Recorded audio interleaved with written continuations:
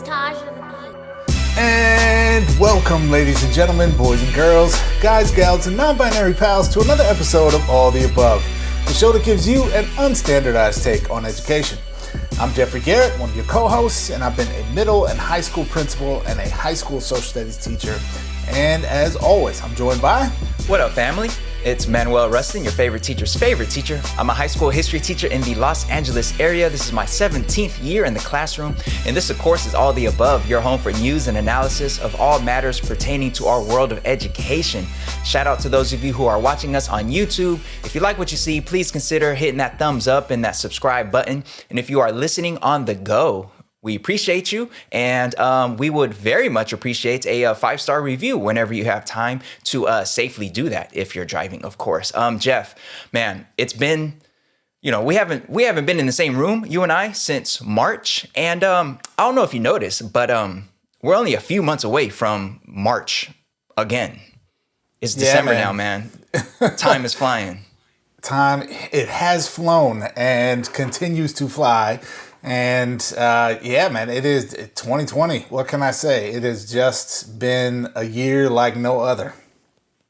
Yes, absolutely. And I think obviously everything about this year has been wild, and this year is coming to a close. And, as far as schools go, that means our school year is only reaching the midway points. So, Jeff, there's a lot going on. We are in the middle of a truly wild school year. I don't know, man. What should we talk about? What's on the agenda for today? Well, Manuel, I think we're going to go deeper on that exact topic you were just naming, right? I mean, it's December. We're in that final push to the mid-year holiday winter break in every district that I'm aware of around the country. And, coming up on the end of the first semester. And really, this has been a semester of school like no other. And I say that, knowing full well in the spring, we got sort of just, punched in the face, right? With yes, COVID. That's a great way to put it. Yeah, and like virtual school and like, let's hand out all the Chromebooks, right? And so that had its own degree of chaos.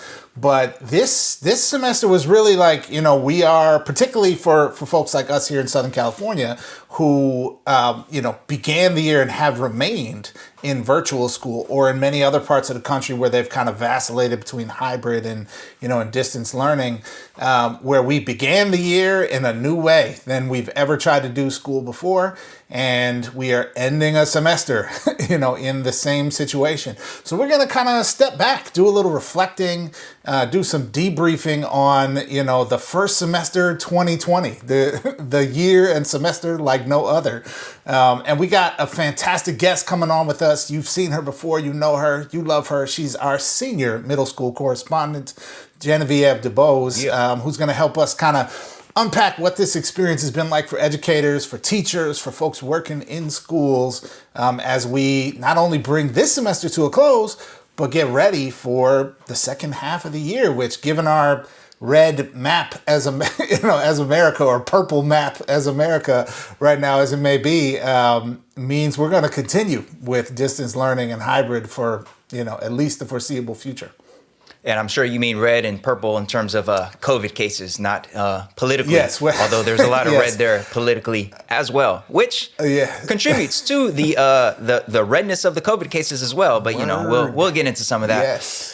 Yeah, man, we are in need definitely of a timeout, of a halftime check-in on how things are going and what next semester might hold. So this is the perfect time to do that. So yeah, definitely looking forward to that. But up first, of course, we have our Do Now segment where we like to take a look at recent headlines in the world of education. And that's coming up next. Stay tuned.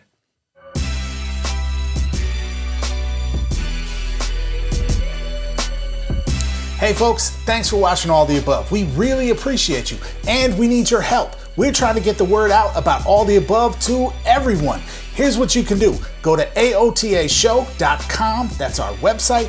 All the links to all of our content is there. You can share our stuff on Twitter, on Facebook, on YouTube. Send the links to friends, colleagues, educators you know who could benefit from this type of show. Help us spread the word about All the Above.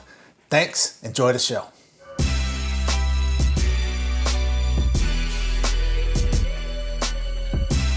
All right, folks, now it's time for the Do Now, where we take a look at recent headlines in the world of education. Jeff, how are we going to do the Do Now today?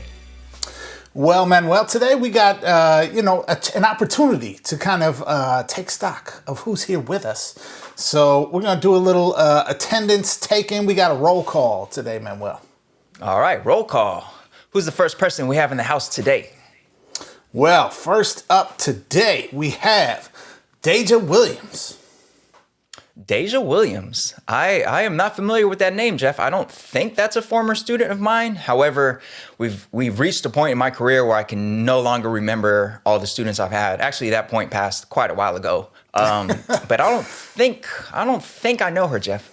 Yeah, no, I'm not necessarily surprised because Deja's story is coming to us from the great state of Missouri.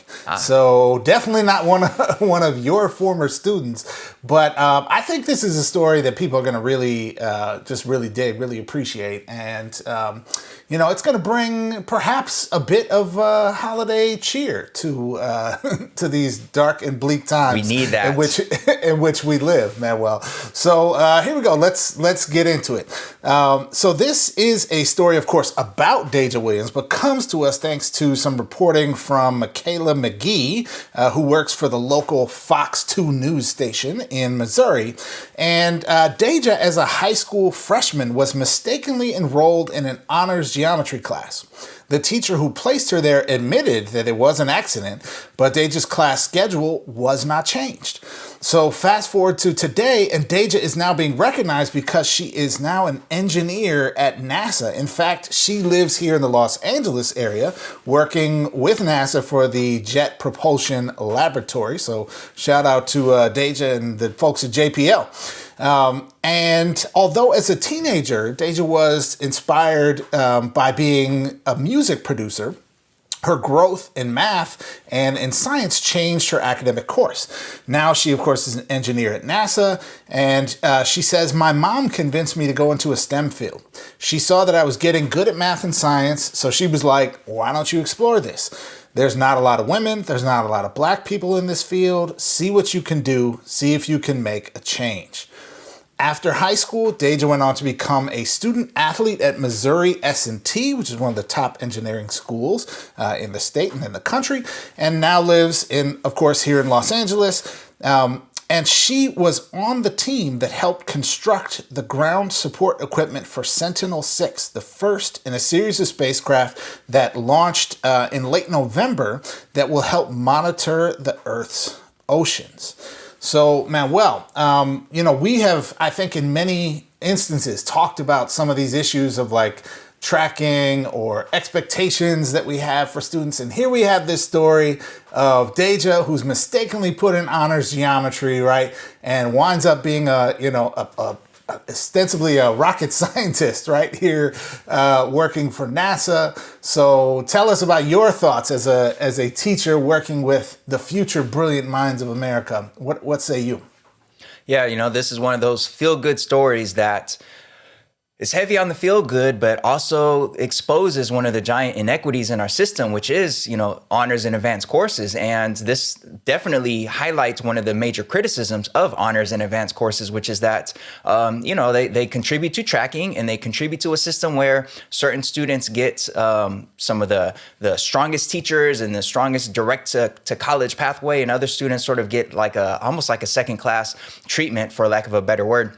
And this really highlights that. I mean, she was mistakenly placed into this honors class, and thankfully that happened. And thankfully she was allowed to stay. I don't know the details on how she was able to stay in that class. I don't know if the teacher advocated for her or her family, or just like the other class was already full or whatever. But in any case, it's a great story for her. I'm super proud of her and super proud of all that she's accomplished. In fact, I'm hoping that we can maybe reach out to her and maybe see if she's interested in coming on our show, because JPL is right up the street from where I teach, and she's doing a lot of dope work there. So definitely looking forward to seeing if I could connect with her. But it highlights the fact that our system is set up in such a way that we tell students early on what we expect of them. And we do that in a number of ways. And one way that we do that is through the schedule. Like students who are in honors classes receive that message and largely internalize that message that they are built for success and built for college. And students who aren't in those honors classes oftentimes are sent to signal that, maybe that particular class or that particular subject just isn't really for them. And in this case, I think about how she mistakenly got placed in that class. Why wasn't she set up for honors geometry? I assume it's either because of her test scores or teachers' perceptions of her performance or counselors' perceptions of her past performance.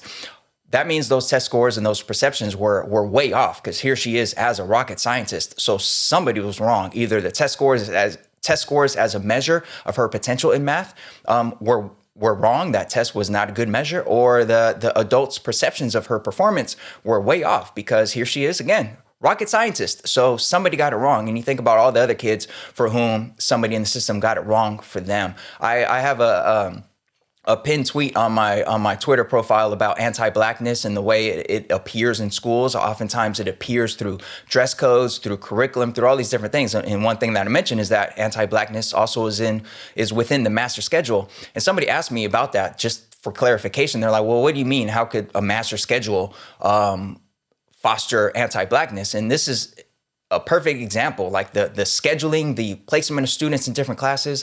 We've reported before about how honors classes and advanced classes tend to disproportionately favor whiter students, more affluent students from households whose parents went to college. And something like that just exacerbates the inequities, as has been said many times. And, in this case, the student thankfully busted through that inequity through perhaps just blind luck. And here she is as an engineer. Feel good story, but it definitely exposes one of the major flaws in our master scheduling and our placement of students, which is that we tell them early on, whether we like to or not, we tell them early on what we think of them and their potential for success. I don't know. What do you think, Jeff? Yeah, I think you captured a lot of it. I will say, to me, the major takeaway here is, it's kind of twofold. One, children often take up the space we create for them, right? So if the space we create is one of possibility and growth and, sort of limitless potential, then they will mushroom and fill up that space. If the space we create for them is, low expectations and, doubt, cynicism about what they're capable of, they will only take up that space as well, right? And so, in some ways, this is kind of the nature-nurture debate within education, right? And so this is a great example of, we need to create the space so that students can develop to their full potential, and limiting them is not being sensitive to their, to their needs. It is putting barriers in their way, right? The other piece of this is, and especially in the moment when you're having a frustrating moment with a kid, I think, I was certainly guilty of this at times, and I know lots of educators struggle with this on a regular basis. But when you're dealing with a teenager who's being hard-headed, right, and being a frustrating individual to deal with in a particular moment and making, self-destructive decisions or, just being immature, it's hard to remember that this person is going to grow up and become more mature and more sophisticated and going to be an adult in the world who's doing probably something really good and interesting in whatever way that they, find to cultivate their skills and talents. And so I think we have to remember, particularly in the moments where maybe we're struggling with a kid, that this moment is temporary and they're in the process of becoming, Deja Williams, right? And that's not to say Deja was a kid who was necessarily struggling in any way, but it just made me think of that, right? That when you're dealing with kids, they make mistakes, right? And so we have to create the conditions around them that keeps them safe, but also enables them on a pathway to do what Deja has done here, right? And really find what they're good at and flourish. And so it's a great story, man. I think, it's a topic we should probably explore more deeply, I think, on a future episode, the issue of tracking. and how that manifests in schools. So maybe they just helped us find a good episode topic as well. Yeah, for sure, definitely. And I think a lot of times counselors get to blame for stuff like this, and I just want to shout out all the school counselors out there, because I know that this definitely isn't something that's just on school counselors. I know at my own school site we have 2 full-time counselors for whatever 900 students, and teachers have a lot to do with this. I certainly have had students who I've said like, oh man, you should really be in advanced history, this and that, whatever, and those little messages, they're all part of this bigger system of us adults kind of determining what students are fit for what, and perhaps shutting down trajectories for kids who maybe just haven't matured enough yet to meet our expectation about how they should be behaving in whatever particular course. So yeah, definitely. All right, Jeff, we have another name on the roll for today.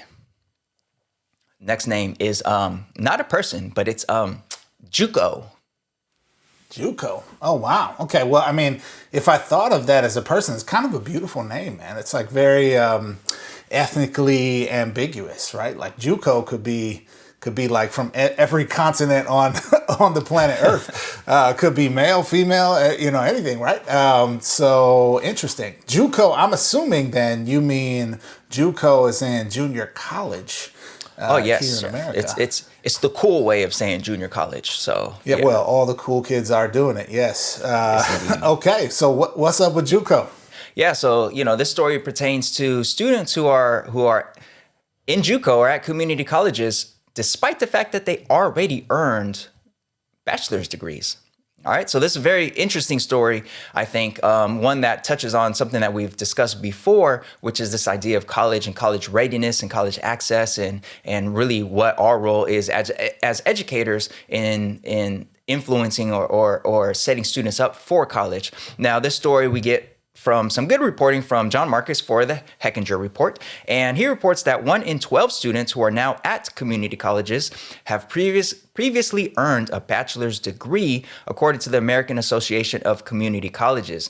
This accounts for more than 940,000 students. These are folks who have invested time and money getting 4-year degrees only to return to school for career and technical education for jobs that don't require a bachelor's degree. In the story, they profile a number of students who already earned bachelors but are now pursuing jobs in fields ranging from firefighting to automation to nursing, where jobs are relatively plentiful and salaries and benefits are comparatively good. While college and university enrollment overall continue to decline, some career and technical education programs are reporting growth and anticipating more of it as students prep for fields that require faster and less costly certificates and associate's degrees. In some cases, these bachelor's degree holders are obtaining supplementary skills like a computer science major adding certificates in cloud technology, for example. But the trend just might be exposing just how many high school graduates reflexively go to college without entirely knowing why, pushed by parents and educators, only to end up disappointed with the way things turn out. A former Obama administration official, Jane Oates, who was assistant secretary in the Obama administration's Department of Labor, and who now heads Working Nation, which is a nonprofit that tries to better match workers with jobs. She says that, quote, somewhere along the line, it became ingrained that in order to succeed, whether your children wanted to go to college or not, they had to go to college. Jeff, what are your thoughts about these numbers and how many folks are at junior colleges right now, despite having already earned bachelor's degrees? Yeah, man. Well, this story I find just fascinating. I love that we're talking about it, and in many ways, I think it actually relates to our previous story, which was, which is one kind of about tracking and sort of, what messages we're sending to young people about what's possible for their future. And I think, this, as you mentioned, is a topic we took on, I think, in our first season. Yeah, episode 3, man. Episode 3. Yeah, man. Throwback. Yeah, so shout out to Mo Hyman and Rachel Bonkowski who joined us for that conversation. I think we need to come back to this for an even deeper discussion. But I'll share my initial thoughts here, and I think I think we really have reached a point as a society where we need to interrogate the idea of the sort of blanket 4-year college for all assumption as the kind of mantra of social justice in education. And I think what is going uninterrogated right now are a few really big things that we don't like to talk about, but we need to, right? So one is like capitalism and how our economy functions, right? And the idea, as we read in this article, right, that as the numbers of people who are earning bachelor's degrees goes up, the value of bachelor's degrees goes down.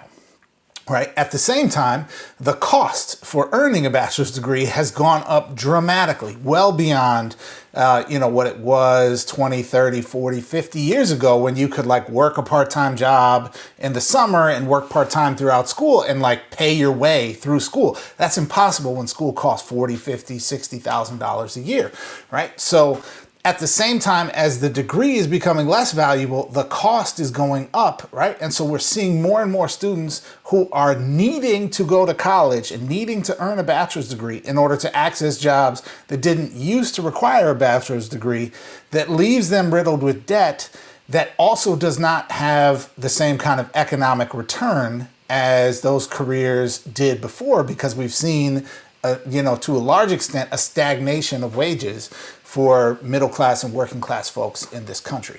So, I think that piece of it, right, where we sort of talk around the issue of how our economy functions, and we're like, we just want to empower people with options, and that's good, but also we need to really be thinking about like, what is the actual landscape that we're sending young people off into, and how do we best equip them to be in a position where they're not, just saddled with inescapable debt, or spending and wasting tons of money at a point in their development where maybe they're not yet sure what they're going to do, right? And I get it that there's all kinds of reasons that, that we want to push people. If they don't go right away, they're less likely to finish, right?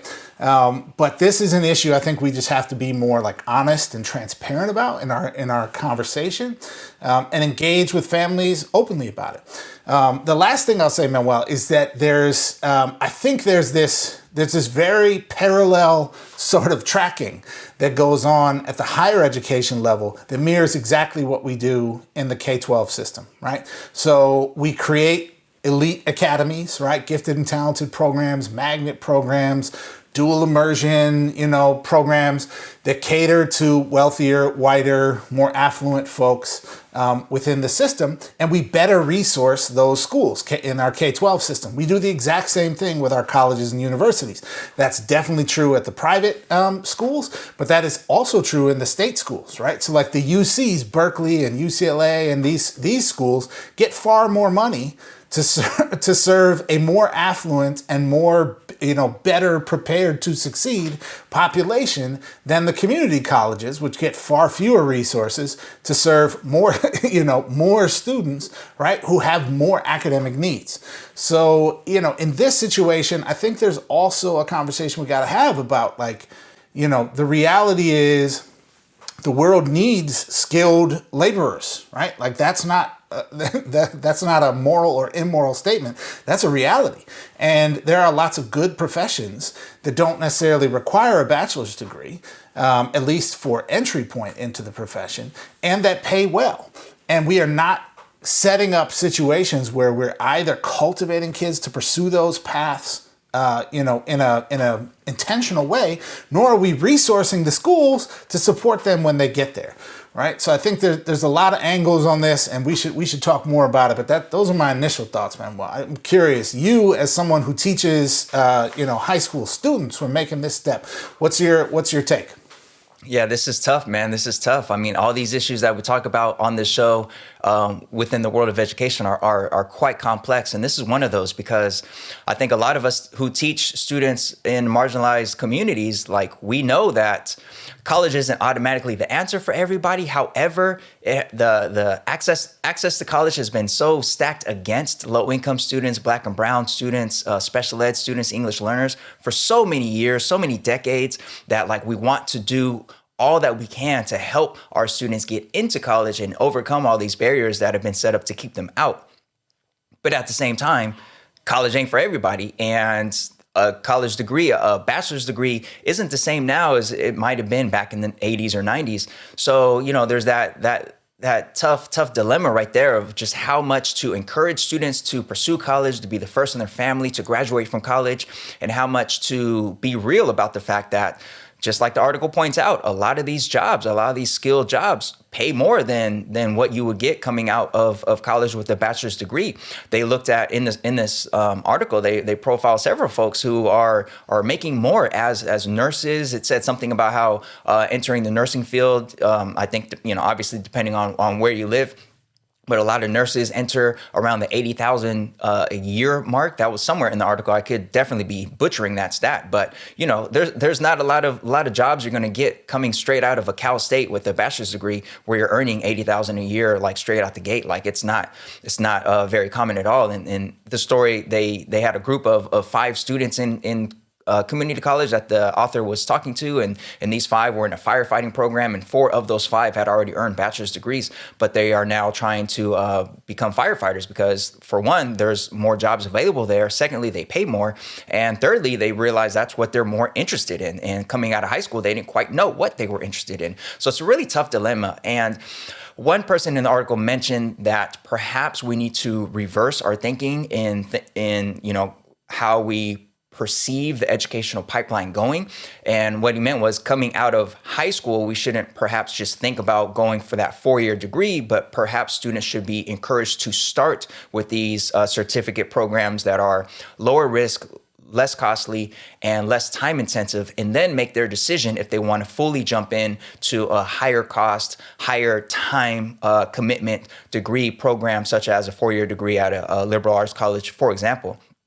And I really appreciate schools such as mine that are experimenting with different ways to serve students and try to address this very complex issue. So my school happens to be an early college magnet. So for one, we are trying to help students get college credits for free, for one, because of the cost, as you mentioned. But secondly, we're trying to build up so that students who graduate from our school will already have enough credits or close to enough credits to have an associate's degree, which of course saves them money, but also they'll be set up right there to either enter these certificate programs and finish them off, or go into a bachelor's degree program having already completed 2 years or almost 2 years worth of coursework. And my school also has career-themed academies, wall-to-wall academies. So we have an engineering academy, business academy, arts academy. So we're trying to hit them with both, with a whole lot of that exposure to skilled careers and a whole lot of opportunity to get college credits, because at the end of the day, the student is going to have to determine where their interest actually lies. It's very, very difficult dilemma though, Jeff. As a history teacher, so much of what I teach is built on the skills that they need in order to succeed in college, especially if they are entering college in the humanities. So much of what I do revolves around that. And it's hard for me to really think critically about trying to prepare students for a skilled program such as becoming a firefighter. Yeah. No, I mean, I hear you. And I think you're right. And I think there are some really deeply problematic aspects of the status quo in terms of what we're doing, right? Like there is a certain sort of imperialist nature to it, right? Which is like, well, we'll just take all the kids and we'll make them like us, right? And then they'll escape the inferior condition that they have come to us in, right? Which is problematic on a whole lot of levels, right? Yeah. On a racist level, on a class level, and it's also just dishonest in terms of how our economy functions, right? So I get that within the confines of what we're doing right now, maybe it's the least bad option that we have, but I think we got to speak some truth about the sort of larger system within which we're interacting here and the message that it sends to young people, right? Which is like, if you don't go to a 4-year college, you're a failure, you're a drag on the system, right? Or you represent, a bad outcome, right? When the reality is we don't have enough seats at 4-year colleges for everyone.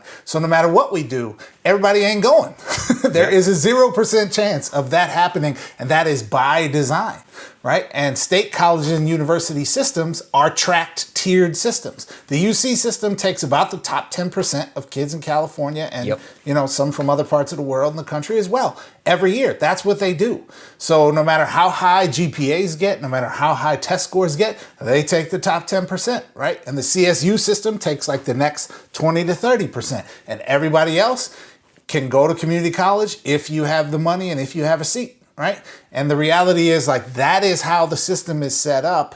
So we can't be telling kids like, oh, there's a seat for everyone. All you have to do is work hard. Like the fact of the matter is there is not a seat for everyone. And maybe we want to change that, but there's not currently. So we should empower them with some, I think some honest knowledge about how the world works around them that empowers them to have some agency and some ability to have some self-determination within that system. Yeah, absolutely. And we also have to be honest with ourselves in the reality that we don't know what the future of careers looks like. I mean, I could think about what I was, how I perceive the real world, professional world when I first started teaching in 2004.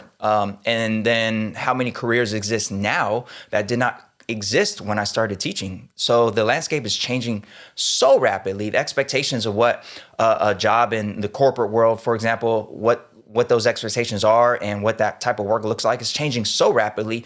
Obviously, it's sped up by the fact that it's a pandemic, so more folks are working from home than ever. And just in terms of how those interactions go, it's different than what it was back in the day. So we don't know what the workplace is going to look like 10, 15 years from now either. So it's definitely...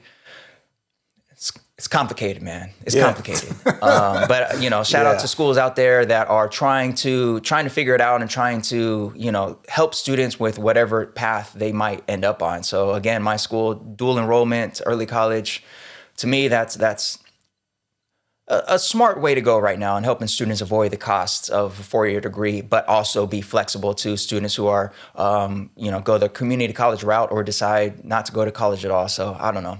I don't have all the answers. I don't think anybody does. This story here, a very fascinating look at just how many folks have decided to go back to the drawing board in terms of their college experience, even after getting a bachelor's degree. So yeah, man.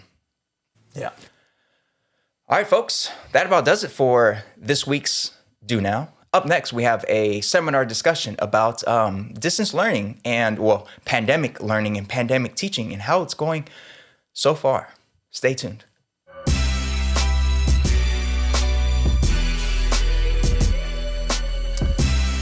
All right, folks, welcome to today's seminar. We are super excited to have you with us today, and we are thrilled to welcome back to All the Above our senior middle school correspondent, none other than Miss Geneviève DeBose. You know her, you've seen her here before, and she is back with us to share some wisdom and insight on, I think, a fascinating topic that every educator across the country is thinking about, which is, it's December. We're coming up on the middle of the school year, the end of the first semester, and it is fair to say that this fall semester of 2020, the fall semester of pandemic schooling, has been the most unusual, most unique, most unprecedented semester of school in the history of our profession.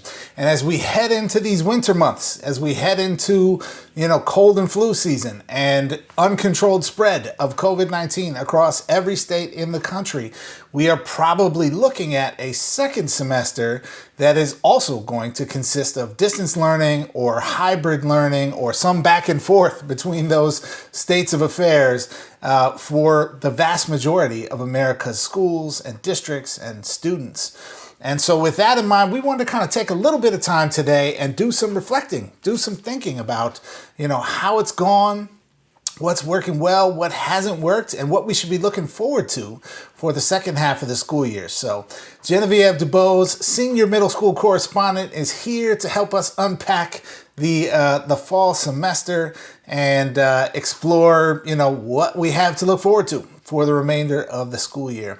And with that, we're going to start off, Geneviève, with you, and want to say, first of all, welcome back to All the Above. Good to see you, and looking forward to getting your insights on this fall semester. So when you think fall 2020, Geneviève, fall 2020 was better than expected, worse than expected, or something else? I'm going to have to go with something else, Jeff. And first of all, great to see you both. It's really nice to be back on All of the Above. This fall has been something else. I honestly don't have words for it. I just think about the fact that we're in a global pandemic.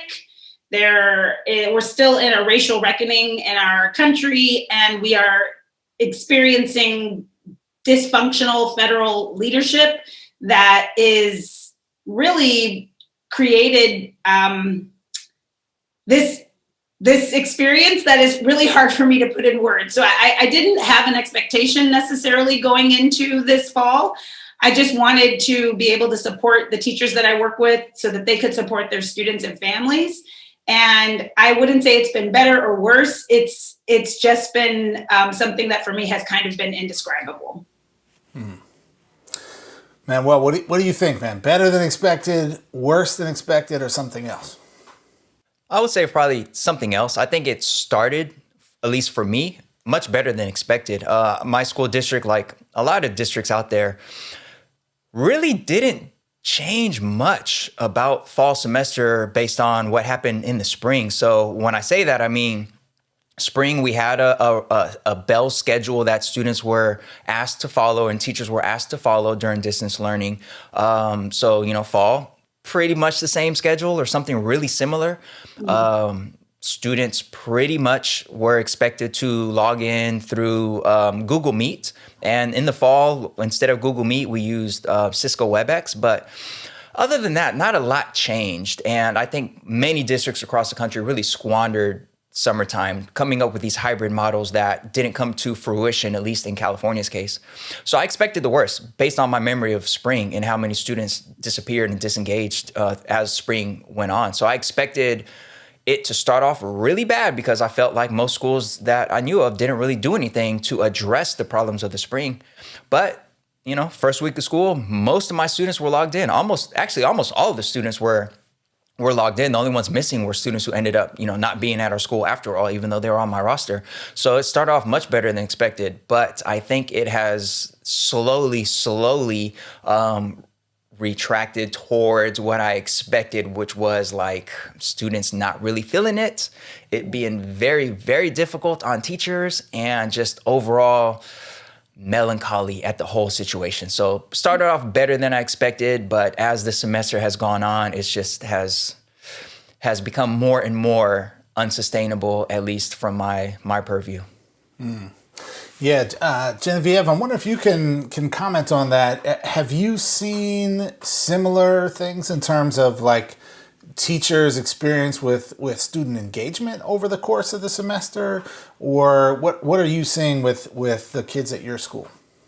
Yeah, I mean, I would say ours was almost, I don't want to, not the opposite of what Manuel just said, but we started out missing a lot of kids. We had very low attendance at the very beginning of the school year, and it took a serious concentrated effort with like all hands on deck to reach out to all of the families and kids who were not showing up, who were not logging in, who didn't have a device yet, or those who did have devices but didn't have access to Wi-Fi, or they did have devices and access to Wi-Fi, and for some other reason they still weren't logging into their synchronous classes. And for me, that was some of my most satisfying work, honestly, at the very beginning of this year, was being able to give my cell phone, reach out to families, and having parents call me back like, hey, Ms. DeBose, my son's trying to get into English class, but it says that he needs to be an authenticated user, but he's I'm like, have him log out of all other emails and only his LAUSD. Just so much troubleshooting. And so it took so many people. And honestly, from just talking with colleagues, like schools that had really strong systems and strong leadership that had a plan for how you get in touch with those students and support their families were the ones where you had much higher attendance. And our attendance has definitely increased, and that's been wonderful. But similar to what Manuel said, I think kids are at this place now where they have the connectivity, they have the place to work at home, but some of them are still choosing not to log in, or when they do, they're not engaging. And I think I understand that. And I think there's a lot that teachers are trying, but for teachers, this has been incredibly hard. Just really, really, a really hard year. And folks, I think, are feeling, the melancholy that Manuel said, and also demoralized in some ways because it's been so difficult. Yeah. Yeah. So, it's interesting you say that. And I think education has always occupied this sort of interesting professional space in people's minds because everyone in America has lots of experience in school. And I think that to some extent gives people the impression that they like really understand what it is like to be an educator because they spent 12 plus years or 13 plus years of their life going to school every day.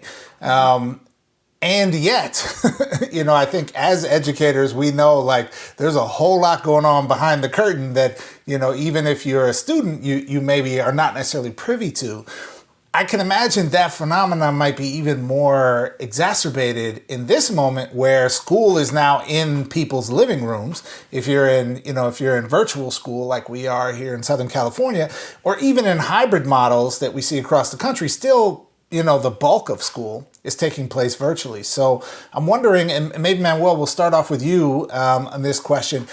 I'm wondering what you think the public needs to know about what school in this pandemic world has been like for educators. I think no matter how many times we say it or who says it, I think folks underestimate just how difficult this is for teachers, period. I mean, this has been, some folks, including myself, have used the comparison of being a first year teacher all over again. But to me, this is worse than that because being a first year teacher all over again accounts for the amount of planning that has to go into day by day. So, 17 years of classroom experience, but exactly however many months of online learning experience for me. So I'm having to, go back to the drawing board step by step for a lot of lessons, a lot of activities that I traditionally do, almost without even thinking too much about them. So yeah, but then unlike being a first year teacher, this is also an experience that's met with so much resistance from the public. I mean, a lot of folks out there really just thinking that teachers are the ones who are holding up the process of reopening schools. A lot of folks who are thinking this is easier for us because now we're working from home and this and that, whatever. And just the mixture, the combination of how hard it is to engage with students through Zoom, and then how difficult it is to maintain your own morale as a professional and feel good about what you're doing because it's hard, man. I have students this year who I had last year, so students who I can remember what they were like in person, and then I'm seeing what they're like now through this digital distance learning platform. And it's like two different people, and you could see the sadness that a lot of students are struggling with. I teach high schoolers, so a lot of teenagers who are missing all these formative moments of their high school sports, high school clubs, all these different things, and just seeing that and seeing how much some of my students have changed since I knew them in person, and how hard I'm working, and how despite no matter what I do or no matter what, I've spoken to other teachers, especially in my teaching in my department, no matter what we do and no matter how we try to engage, it's just still pulling teeth because students just largely are not feeling it. This is hard, man. And I know a lot of teachers are saying that. I know a lot of folks who are not teachers are saying teachers got it hard, but I don't think they realize just how difficult this is. And I'm just speaking from the perspective of full distance learning. I can imagine how much more difficult it is for those teachers who are doing the hybrid thing, having to work with students in person and online at the same time. This is tremendously difficult, and I'm really concerned, and we've talked about this on the show, just really concerned about the long-term repercussions as far as our teaching profession goes and how many folks we might be losing because of this experience. Yes. That was really depressing. I'm sorry. That's where I'm at right now. Yes. We're keeping it real here on All the Above. Geneviève, go ahead. Absolutely. I mean, I everything you said is what I have been really struggling with as a literacy coach, because you just absolutely encapsulated what the teachers that I work with, what they tell me every day, right? And these are teachers much like yourself, Manuel, who are like accomplished, phenomenal educators who are really struggling and at their wits' end with having trying to figure this out and trying to make it work for our students. And I was reflecting as you were speaking on, you all know that I love to tweet and I'm active on Twitter, mainly as a professional, resource. And I had a tweet that kind of went viral this year. And it was because I tweeted that, one day I had two teachers who cried with me, two separate teachers who just in conversations were brought to tears because of how hard this work is. And I just tweeted that. And I tweeted, if you know a teacher, check in on them. And it had thousands of likes and retweets, which had never happened to me before. And it was kind of a sad thing to say, this is a tweet that's going viral because so many educators across the country, it resonates with them. And I mean, you talk about the profession, and I agree in terms of thinking about the negative impact that this is going to have on our profession. And I also just think about our kids and what you named about your students and the ones that you had last year.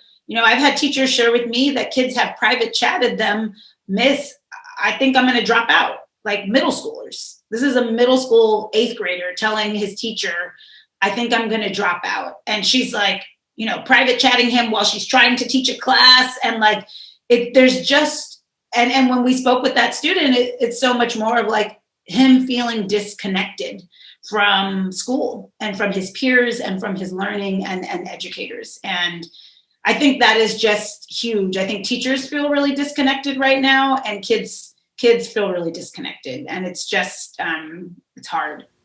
Yeah. Yeah, it's interesting. You both are mentioning, I think this kind of phenomenon that is true in teaching and probably true in lots of other professions as well, but that I think maybe a lot of people don't necessarily recognize how big of a part of teaching and of being an educator, the kind of relational and performance components of the work, how big of a part of the work that actually is, right? And if you can imagine let's say a comedian, having to tell jokes in front of a camera and an empty room, right? The experience, they might not like being a comedian anymore without the kind of reciprocation of we're telling this story and experiencing it together and getting a laugh together, right?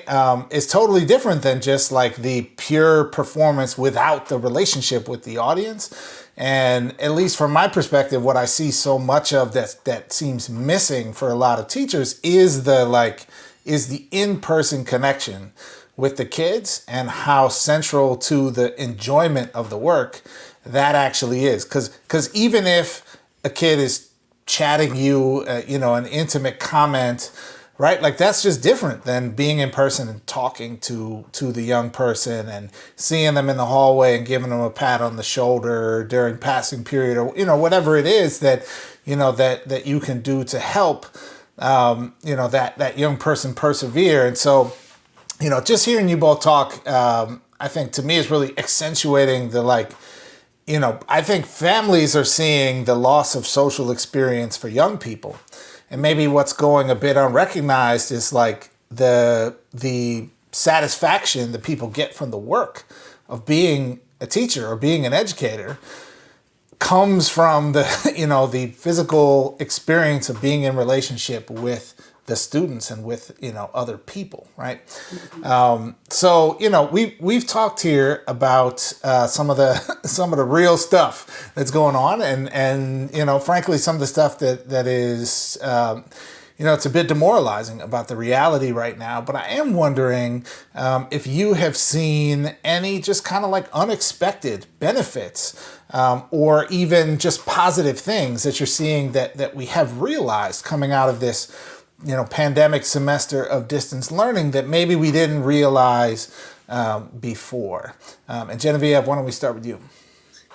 Yeah, I think two things kind of come to mind for me. One is more that we now, and I don't even want to say as a profession, but as a schooling system, are looking and really recognizing more the value of how important it is to be connected to what you were just naming, socially and emotionally, to our students. And I think there are certain, like the teachers that I've experienced in my 20 years in education, like the ones who really stand out to me are the ones who had really strong relationships with their students. And there was a real sense of trust between those kids and their teachers. And I don't think as a school system there has, people say that, yes, you need to have relationships with your kids. You need to know your students, but that has not been like as true as it is in this intense setting. And so seeing, schools prioritize, you have to put relationships first. And if that means that science content, we're not teaching as much science content this year, or kids are not learning as much science content, that's okay. And so for me, that has been something positive, that there has been more of an emphasis on connecting with kids and knowing them, personally. And then I'd say, I'm not a fan of standardized testing, and the fact that we didn't have any state tests in California last year, to me, was a positive. But there's more of a focus in this setting on assessment that's closer to the work and more formative assessment. And for me, that has also been something that I see as positive. And I'm hoping that as we transition, who knows when that would be, but back to some kind of in-person learning experience, that we can really stick to assessing kids on what they're learning and what's closest to the work and in real time. And so that's been a real big focus too, of giving kids regular frequent feedback, because we are so disconnected from each other. Like I need to be able to see what you're creating and give you personal feedback on the work that you are submitting, or the comments that you're making, or what you're contributing to class discussions. So that for me has been, a bit of a silver lining in this time. Yeah, I would second all of that for sure. I think back to something one of my students said back in, I think it was April or May, when things were like fully shut down across the nation.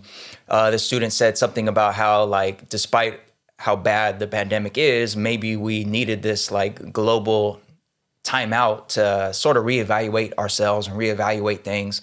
And I think distance learning definitely has caused us to reevaluate a lot, such as the value of those standardized tests, for example. I know myself and many teachers have had to reevaluate grades and what a grade really reflects, because it's more difficult than ever to really determine, how much a student should be penalized for late work, for example. Like, that was a thing that a lot of teachers did. Like, 1 day late, it's 10% off. 2 days late, it's 15%, whatever. And now it's like, wait, no, you can't do that, because like clearly there are a lot of limitations to, internet access and all these other things. And I think a lot of folks have had to reevaluate their assessments and their grading for sure. A teacher reached out to me recently on Twitter asking if I were how I feel looking back at the spring and the call to give them all A's. And this teacher asked if I was planning to do the same thing. And I told him, things are a little different this time around. We are much more organized at my school site. Although we didn't change anything major from last year, we are more organized. Students are definitely engaging a lot more. At least they're logging in a lot more, and things have changed a little bit. But I told him, still it comes down to really just like, I wouldn't feel good giving anybody a D or F. And as far as A, B, C, it's really hard to determine what that should really reflect because of all the different variables that we're dealing with. And this teacher basically told me the same thing, like they're in the same spot, like they've been working really hard on their daily lessons. Students are logging in, but it's hard to get engagement and it's hard to get work back from them. And it's clear that so much of it is because of just the weight of living during this pandemic. And this teacher said they also don't know what they're going to do. They gave all A's in the spring, but now it doesn't feel quite right because a lot of students are just performing, really great during despite all the circumstances, and others are not. And it's really difficult. So reevaluating our grading systems. I know my department at my school site is embarked on a journey to transition towards standards-based grading. But even if we were already doing that, honestly, like this semester, if we were, doing standards-based grading, I think we would still run into problems because a lot of students probably could demonstrate mastery. It's just so hard to get certain students to really want to do anything right now. So reevaluating what gets taught, reevaluating, how much of this particular content do students need to learn versus spending more time on making those connections like Geneviève said. So all that reevaluating everything that's happening has been an added benefit. I think we needed some sort of interruption to really like shake the system and force us to really think about these things. I've always known grading was a problem, but I've never really broken from my just habits of what I was already taught, and here I am doing that because of these circumstances. So I guess those will be the benefits. Oh, and going paperless, like we're fully paperless now. So then that's a little bit of a benefit, I guess. No line at the copy machine before first period. None of that. No complaining that the toner is out or there's a paper jam and class starts in 4 minutes. What am I going to do? Now it's the internet went out and class starts in 4 minutes. Come on, reset. Yeah, man. I remember, I feel like my greatest moment of panic as a teacher was, you're printing on your prep period, for like your fourth period class or whatever, and you get to class, you think you're ready to go, and then the first kid flips over the quiz and you realize it like didn't print double-sided and you only got the first, the first page on, like, thankfully, the pandemic has taken that experience away from us, I suppose, if there is a silver lining. So, I think that the sort of harsh reality of the situation, right, is obviously just that distance learning and school during the pandemic has been hard for everyone involved. It's been hard emotionally. It's been hard logistically. It's been hard, sort of morally and professionally. And even though, from all indications that I've seen, we're doing way better than we did in March, right? Or even in June of last year, in terms of teacher skill and, in terms of systems at schools and with districts. But nobody's really satisfied with where we are now. And it does make me think, we have this opportunity at the semester break to kind of pause, shift a few things, right? And do a little bit better in the second semester than we did in the first. So I'd love to hear from you both about, given where we are moving, into December now and into the holiday break and that kind of period of reset, what should we be focusing on for second semester in order to kind of finish the school year strong?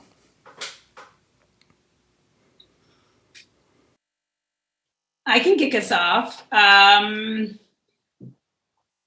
There's a lot. There's a lot I think that we can focus on.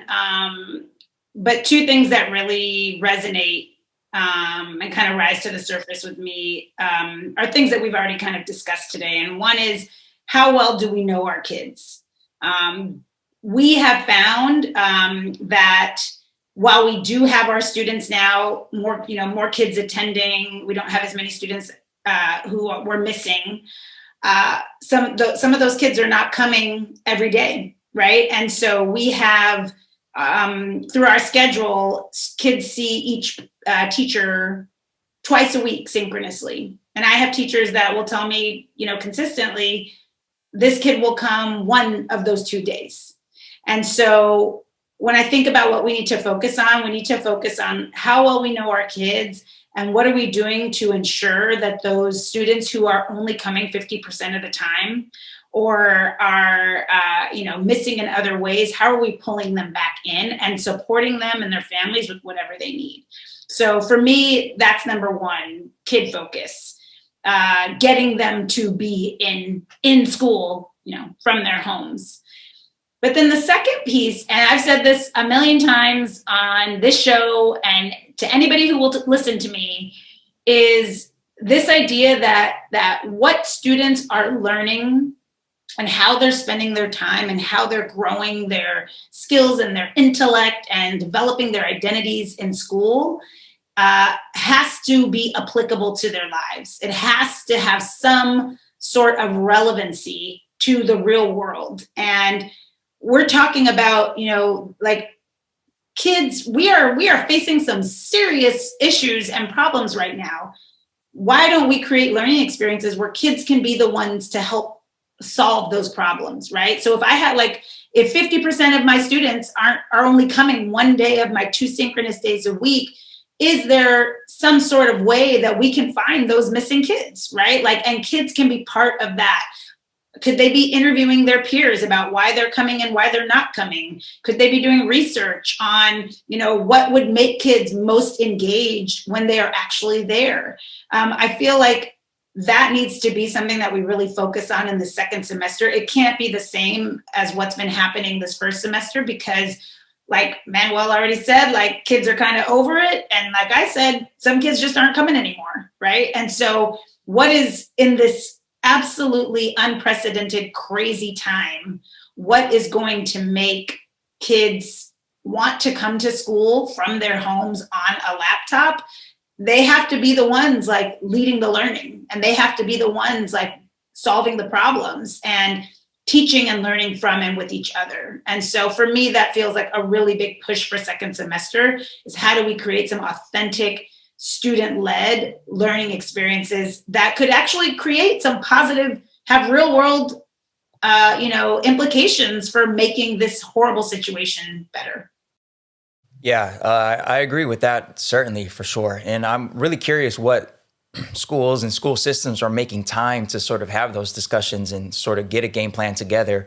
I really, really wish there were a way. I mean, of course, there's a way. We do whatever we want, but it's not going to happen. But I really wish there were a way to take the last week of this semester and, let students have an extra week off, make that part of their winter break and have the adults, the teachers and staff use that week to really get back together and reflect on the semester and make changes for next semester. I think one problem is that we're going to just, work all the way up until break. Everyone's going to go off their separate ways and come back. And it's the first day of semester 2 and not much is going to change. I think we really, really, really need a halftime check-in, halftime report, looking at data, looking at student feedback, what went right, what went wrong first semester, and how can we address that for second semester. I just, I don't see that happening, but I think we really need it. Mm-hmm. Myself, honestly, I feel like I've done just about everything that I could think of and just about everything that I've heard be advised in terms of how to engage students and make learning relevant for them. My history students this semester, I've done check-ins with them and collected feedback, and pretty much every topic that we've covered for my U.S. history class was based on their interest. So I gave them the menu. I was like, look, we can't go over everything that I normally try to go over. So what would you like to learn about and how would you like to learn about it? And I've done all that and their interest is there. We have great conversations, but then when it comes down to the actual work, then it's okay, hardly anyone turned it in. So what's going on? And for me, honestly, I'm really thinking about what can I do next semester to prepare students to feel good about fall 2021. I know fall 2021 is a long ways away, But fall 2020 was a long ways away at one point. And we were talking about how we need to start planning for that because this pandemic wasn't going to disappear. And right now I'm thinking like, I really, really want my school and other schools to really invest on what's it going to look like fall 2021, assuming by then, of course we don't know, but assuming by then that we'll be able to have some semblance of normal school again. Like, how do we help students feel good about themselves in school so that we can hang on to them and excite them about a return to school? So I'm thinking about, for example, the middle schooler that Geneviève just referenced who's thinking about dropping out. Like, how do we hold on to students and survive hopefully what will be the last phase of this pandemic so that we could get back in fall 2021 and have stronger systems such as grading systems and systems such as like student voice and choice for learning and all of that. Like, how can we really build up towards that? So that's where a lot of my thinking is. Like, for my own classes and my own students, I certainly want to do my best to like engage them and keep exploring creative ways to engage them. But I really want them to just like bear with me and bear with the school and bear with the system until this all hopefully one day goes away. So, yeah.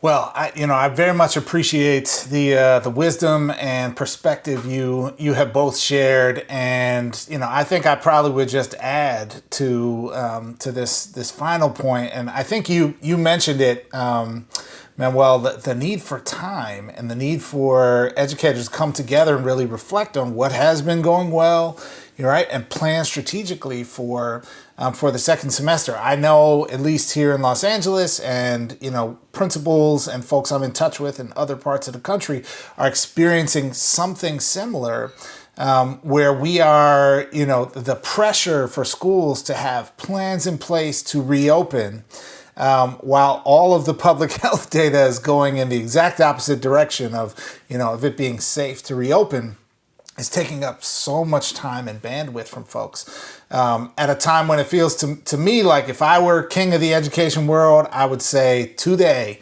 school's going to be closed, physically closed the remainder of the year. We're going to be in distance learning, and our job now is to do the best we can with distance learning for the remainder of the year. Here's the time we're going to create for educators to come together, plan, right, and be in a as good of a situation as we can be, instead of spending all of our efforts on plans that frankly we're not going to be able to safely implement anytime soon. So.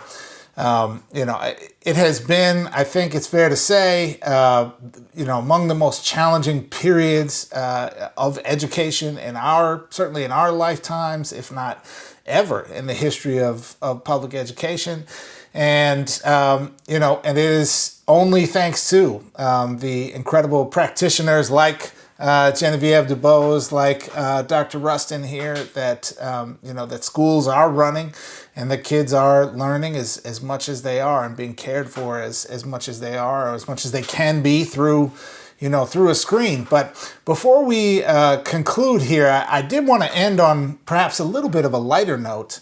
And for those of you who don't follow Geneviève on Twitter, you should, because she says lots of interesting things. And once in a while, she puts up interesting pictures. And around the time of celebrating Thanksgiving, Geneviève put up a picture of something on her feed that I think I can only describe as beautifully, horrifyingly puzzling, that seemed to be a concoction of Jell-O and pineapple and cheese and some white stuff. I'm not quite sure. But Geneviève, I want to give you a moment to explain to the all of the above world, what were you making there, and and make your case that the world should try it before they judge. Yes. So I have a great aunt. Her name is Grace. She's my grandmother's sister. She is still living. And when my family would always host Thanksgiving or Christmas, and she would always bring this delicious pineapple, orange, lemon, Dream Whip cheddar cheese dish. And it sounds disgusting because who would want to pair cheddar cheese with Jell-O? But it is so good. It is sweet and savory. And for people like me who are texture eaters, who like texture, you've got the like crushed pineapple, you've got the kind of hard cheddar cheese. It's amazing. And so because Thanksgiving was much smaller this year, you know, Aunt Grace was not coming. She's an elder, and you know, we don't live in the same house, so she was not coming. But I decided to pay homage to her and make this delicious meal. I mean, this delicious dish. And I posted a picture of it on Twitter and got some very funny reactions. And some people were disgusted by it, but they had never tried it. So I just say to all of you, don't knock something until you try it. And I learned recently on my trip to a national park, you got to try things that are hard at least twice. So I would say if you taste it once, this cheddar pineapple dream whip Jell-O dish, and you think you don't like it, give yourself another opportunity to try it. It's delicious. And it's one of those like 1950s Jell-O recipes. There's some really fascinating ones out there. You could go down a rabbit hole on the internet. But there's some good ones. So I suggest that all of you try it. It's called sawdust. It's called a sawdust salad. Sawdust salad. All right. Well, even the name is just like, what in the world? I want to eat sawdust. You know, I know, but it's so good. It's so good. And last thing I'll say is only my 9-year-old nephew and I ate it. So I still have a large portion left that I will be eating over the next probably week or so. Okay. So if folks want to get a taste and you live in the Los Angeles area, maybe follow Geneviève on Twitter, hit her up in the DMs. We'll see what kind of delivery can be arranged and get you some sawdust salad. Oh, so wow. So good. Yes. Well, Geneviève DeBose, senior middle school correspondent here on All the Above. Thanks again for joining us today. Always a pleasure to have you and your insights here with us. And folks, we have reached the end of our seminar, and it is time now for today's Class Dismissed. Stay tuned.